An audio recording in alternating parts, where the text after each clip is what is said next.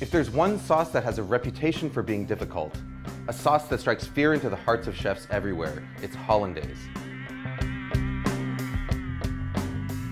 Now Hollandaise, just like mayonnaise, is a fat in water emulsion.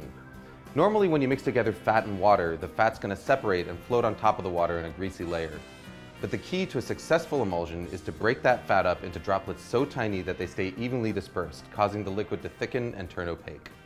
Traditionally, the way that you do this is by whisking together egg yolks and lemon juice in a double boiler until they're hot and frothy, and then slowly whisking in butter in a thin and steady stream. As you whisk, the butter breaks into minute droplets, while the egg yolk acts as an emulsifier, helping to keep those droplets evenly dispersed and thickening the sauce.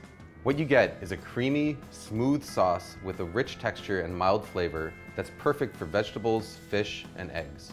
But there's a lot of ways it can go wrong.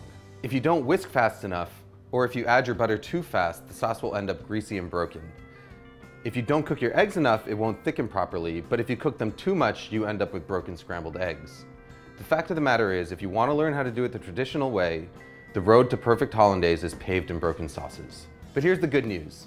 There's an alternative method that is completely foolproof, produces a Hollandaise that's every bit as good as the traditional version, and takes about a minute start to finish. All you need is a small pot, a glass measuring cup, and a hand blender with a cup that barely fits its head. We start by combining an egg yolk, a teaspoon of water, a teaspoon of lemon juice, and a pinch of salt in the bottom of a blender cup. Next, we melt a stick of butter on the stovetop until it's completely hot and bubbling. It should register about 220 degrees Fahrenheit with an instant read thermometer. Pour that butter into a glass measuring cup. Now all we've got to do is stick the hand blender into the cup, start it running, and then slowly drizzle in our butter. As the hot butter hits the eggs, they start to cook. By the time you've added all of your butter, about 30 seconds later, the eggs are fully cooked and you've got a smooth, creamy, hot Hollandaise sauce that is completely indistinguishable from one made using the traditional whisking method. Hollandaise is at its best right when you make it, but if you want to store it, your best bet is to keep it in a small, lidded pot in a warm spot somewhere near your stove. Just make sure that you use it within a couple of hours. Food Lab signing out.